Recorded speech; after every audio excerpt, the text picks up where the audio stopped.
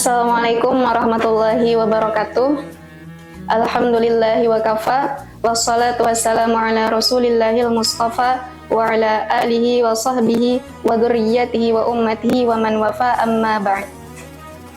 Alhamdulillah, lisan kita selalu memuji Allah Subhanahu wa ta'ala atas segala nikmatnya, baik itu kesehatan maupun kesempatan yang diberikan kepada kita untuk selalu belajar menjadi lebih baik setiap harinya. Dan juga salam hormat kita sampaikan kepada manusia terbaik pilihan Allah, yaitu Nabi Muhammad SAW, orang yang paling pantas untuk kita jadikan suri tauladan dalam segala aspek kehidupan. Teman-teman yang insya Allah dirahmati Allah dalam setiap kehidupannya, kali ini kita akan sama-sama belajar dari seorang tokoh inspiratif bernama Al-Farabi. Al-Farabi memiliki nama lengkap Abun Nasr Muhammad ibnu Al-Farah Al-Farabi. Di barat, beliau dikenal dengan nama Al-Farabius atau biasa juga disebut dengan Aven Nasar.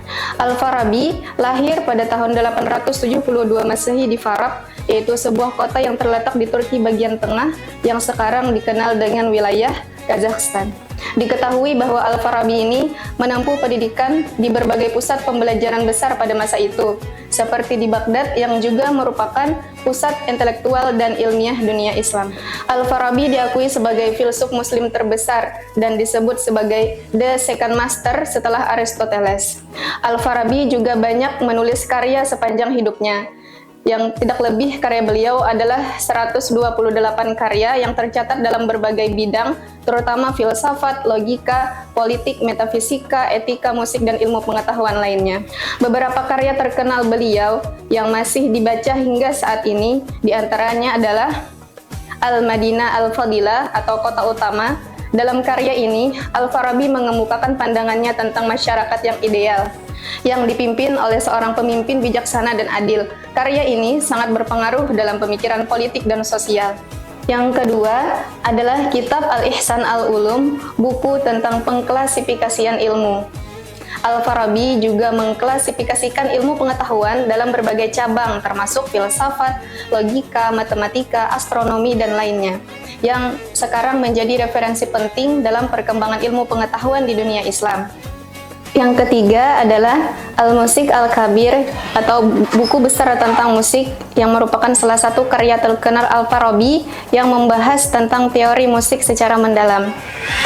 Ciri khas yang membedakan antara Al-Farabi dengan filsuf lain adalah Al-Farabi berusaha menggabungkan filsafat atau pemikiran logis dan ilmiah dengan syariat Islam. Ini mengajarkan kita bahwa filsafat dan agama adalah dua hal yang sejalan, dua sisi kehidupan yang dapat saling melengkapi. Dari kehidupan dan pemikiran Al-Farabi, kita dapat menarik beberapa pelajaran hidup yang mungkin relevan yang dapat diterapkan dalam kehidupan sekarang, yaitu tentang pentingnya ilmu pengetahuan. Al-Farabi dikenal sebagai seorang filsuf yang sangat berpengetahuan luas dan menghabiskan banyak waktu untuk belajar dan mengkaji berbagai bidang ilmu. Beliau mengajarkan kita bahwa tidak ada batasan dalam menuntut ilmu. Tidak hanya dalam satu bidang, tetapi juga dengan keterbukaan untuk belajar berbagai bidang ilmu. Secara keseluruhan, Al-Farabi mengajarkan kita tentang pentingnya kebijaksanaan, ilmu pengetahuan, kepemimpinan yang berbasis moral, dan integrasi berbagai pemikiran untuk menciptakan kehidupan yang lebih baik. Tujuan belajar adalah untuk mengetikkan pikiran kita dari yang sebelumnya tidak tahu menjadi lebih terbuka tentang suatu hal. Kita bisa belajar dari mana saja, termasuk dari cerita-cerita tokoh-tokoh inspiratif seperti Al-Farabi ini. Mungkin ini saja yang dapat disampaikan, semoga bermanfaat dan memberikan kita banyak pelajaran-pelajaran. Terima kasih, saya akhiri. Assalamualaikum warahmatullahi wabarakatuh.